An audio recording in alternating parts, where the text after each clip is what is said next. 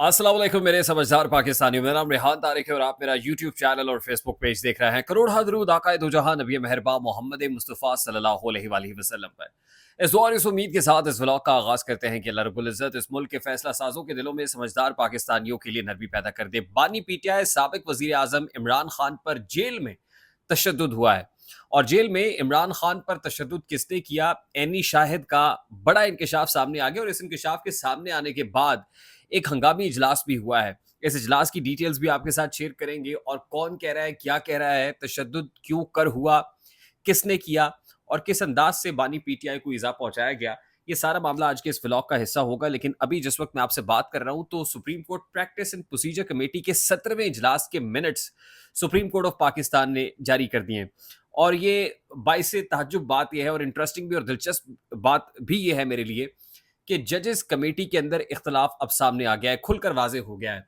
Supreme court practice and procedure bill में क्योंकि अब 3 जजेस डिसाइड करते हैं कि कौन सा केस कब लगाना है, तो chief justice of Pakistan justice Qazi Faez Isa को इस 3 रुकनी कमेटी में जो बाकी मानदा 2 जजेस हैं चीफ जस्टिस के अलावा, जस्टिस मुनीब अख्तर और justice Mansoor Ali Shah, they are taking on to the chief justice. Chief justice को बड़ा ही टफ टाइम मिल रहा है। यानी चीफ जस्टिस को अगर ये कहा जाए कि बांधा हुआ है इन 2 जजेस ने, तो कहना गलत नहीं होगा।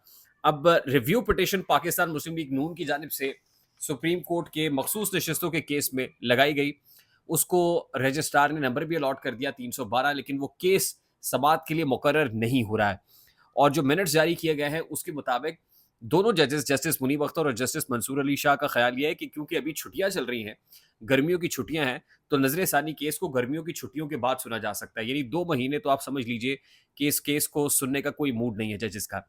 जस्टिस काजी फाजीसा ने कहा कि मामला अगर इंपॉर्टेंट नौयत का हो तो छुट्टियों को मनसूख भी किया जा सकता है। यानी जस्टिस काजी फाजीसा पिक्चर पेंट कर रहे हैं जजेस के सामने कि ये बहुत हंगामी नौयत का मामला है। अगर ये ना हुआ तो मुल्क में इमरजेंसी लग जाएगी, मुल्क में मार्शल लॉ लग जाएगा, जजेस के खिलाफ कार्रवाइयां शुरू हो जाएंगी। वो अपने ब्रदर जजेस को एक कन्विंस करने की कोशिश कर रहे हैं, मगर जजेस एक मानने को तैयार नहीं है।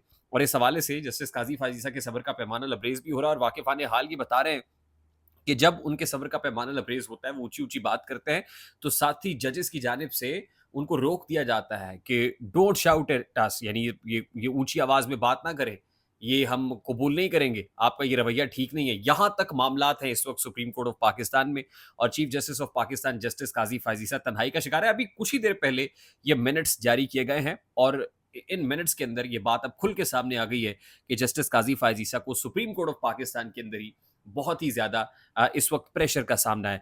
दूसरी तरफ आज ही मियां नवाज शरीफ साहब ने भी एक इजलास जो है वो चेयर किया है। चेयर तो प्रैक्टिकली मरियम नवाज शरीफ साहिबा कर रही थी क्योंकि उसमें सोलर पैनल्स के हवाले से और दीगर मामलात को टेकअप किया गया था। लेकिन मियां नवाज शरीफ साहब के सब्र का पैमाना भी लबरेज लग रहा है। वो भी खासे फ्रस्ट्रेटेड है। वो कहते हैं कि तरक्की करते हुए मुल्क को वो 2017 से बाहर ही नहीं आ पा रहे हैं, अभी तक वहीं पे खड़े हुए हैं। उनको डॉलर भी वहीं पे नजर आ रहा है, इकोनॉमी वहीं पे नजर आ रही है, मामलात वहीं, यानी वो अभी माजी में हैं। वो लगता है कि अभी तक 2024 में नहीं आए हैं, कदम नहीं रखा है और जो थॉट है उनकी वो भी एंटी जुडिशरी है। अब आहिस्ता आहिस्ता पाकिस्तान मुस्लिम लीग नून वही पुराना बयानिया बनाती हुई नजर आ रही है, यानी मुझे क्यों निकाला। यानी नून लीग को ये नजर आ रहा है कि जल्द ही हुकूमत जाने वाली है और उससे पहले ही वो ये बयानिया बनाना शुरू हो गए हैं कि हुकूमत जाएगी तो हुकूमत शहीद होगी, तो फिर बयानिया क्या बनेगा और फिर कैसे अवाम में हम जाएंगे और दोबारा ये कहेंगे कि जी हमें तो जजेस ने निकाला और जुडिशरी जो है वो उसने हमारे साथ ठीक सलूक नहीं किया। खैर, ये सारा मामला है।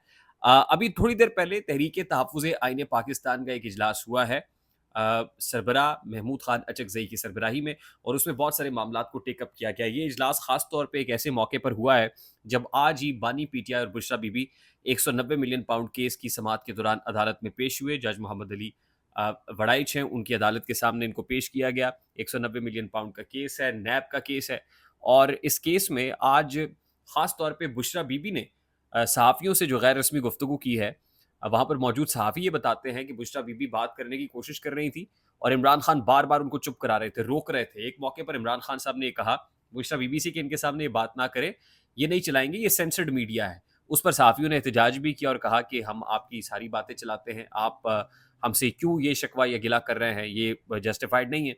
इमरान खान साहब इसका कोई भी जवाब दिए बगैर खामोशी से आगे निकल गए। लेकिन जो बातें बुशरा बीबी ने आज की हैं वो बड़े-बड़े इंकशाफात हैं। सबसे पहले तो उन्होंने कहा कि जब मुझे गिरफ्तार किया गया, जब इनफैक्ट बानी पीटीआई इमरान खान साहब जब गिरफ्तार हुए और मैं घर पे अकेली थी, तो उस वक़्त जो रिश्तेदार हैं उनकी तरफ से भी मामला ठीक नहीं थे।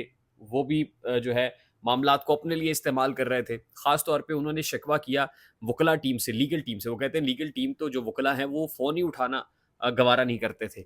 वो फ़ोन ही नहीं सुनते थे। फिर कुछ पैसों-वैसों का प्रॉब्लम था कि सारे बैंक अकाउंट जो हैं वो भी फ्रीज़ कर दिए गए। तो वुकला को फ़ीस देने के लिए भी बहुत बड़ा प्रॉब्लम हुआ, ये बुशरा बीबी कह रही हैं।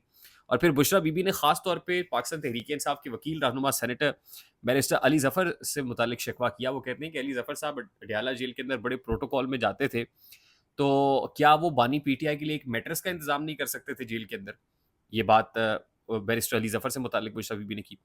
उसके बाद वो ये कहती हैं कि जेल में इमरान खान साहब को मेरी आँखों के सामने तशद्दुद का निशाना बनाया गया है। वो कहती हैं इमरान खान पर मेरी आँखों के सामने जेल में तशद्दुद किया गया है। इमरान खान की जेल में कीड़े छोड़े गए।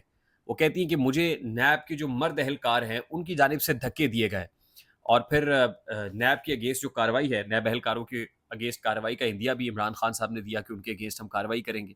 खुद पर तशद्दुद से मुताल्लिक यानी जब इमरान खान पर तशद्दुद से मुताल्लिक बुशरा बीबी बात कर रही थी, तो इमरान खान उस वक़्त भी उनको खामोश कराते रहे।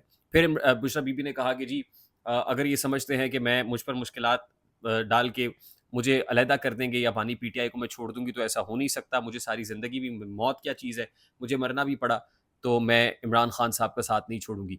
और इमरान खान साहब ने भी ये कहा है कि मैं तादम मर्ग यहाँ पर मौजूद रहूँगा, मुझ पर जितने मर्ज़ी केसेस बनाएँ, सारी ज़िंदगी मुझे अंदर रखें, लेकिन जो आप कह रहे हैं, पर्टिकुलरली उन्होंने chief of the army staff जो है लासिम मुनीर एस्टैब्लिशमेंट को ये मैसेज दिया है कि जो आप मुझे कह रहे हैं, वो बात मैं मानने के लिए तैयार नहीं हूँ। दूसरी इंपॉर्टेंट बात उन्होंने बन्नू अटैक से मुताल्लिक की और बन्नू अटैक पर वो ये कहते हैं कि इस सारे मामले की जुडिशियल इंक्वायरी होनी चाहिए। और सबसे इंपॉर्टेंट बात वो कह रहे हैं कि हम चीफ इलेक्शन कमिश्नर के खिलाफ रेफरेंस लेके आएंगे, जस्टिस काजी फाजीसा के खिलाफ रेफरेंस लेके आएंगे, चीफ इलेक्शन कमिश्नर और उनके सारे अमले के अगेंस्ट, इलेक्शन कमीशन के मेंबरान के अगेंस्ट जो है रेफरेंस लेके आएंगे। फिर वो ये कहते हैं कि हम जो chief justice Islamabad high court है, जस्टिस आमिर फारूक, उनके अगेंस्ट रेफरेंस लेके आएंगे। फिर वही 9 मई से मुतालिक ये कहते हैं कि 9 मई में वो मुलव्विस है उनसे पूछा जाए जिन्होंने सीसीटीवी फुटेज चोरी की है। ये सीसीटीवी फुटेज किसने चुराई, जरा उनको बुलाकर पूछिए। तो आज इस सारे मामले के बाद तहरीक तहफ़्फ़ुज़ आईन पाकिस्तान का इजलास हुआ। उसमें अपोजिशन की 6 की 6 जमातें इकट्ठी हुई और उन्होंने एक करारदाद मंजूर की है, बन्नू अटैक पर जुडिशियल इंक्वायरी का मुतालबा किया है और उसके साथ-साथ उन्होंने इमरान खान साहब की रिहाई का मुतालबा किया है और अगले जुमे मुल्क भर के अंदर मुल्कगीर एक एहतजाज की कॉल भी दी गई है। तो this is the news so far out from the centre. I hope मेरी बात आप तक पहुँची होगी। अगर पहुँच जाए तो वीडियो को लाइक और शेयर करना मत भूलिएगा। चैनल पे नए तो चैनल को सब्सक्राइब कर लीजिएगा। बेल आइकन ज़रूर दबाइएगा। मुझे रेहान तारिक को इजाज़त दीजिए। अपना बहुत सारा ख्याल रखिएगा। अस्सलाम वालेकुम।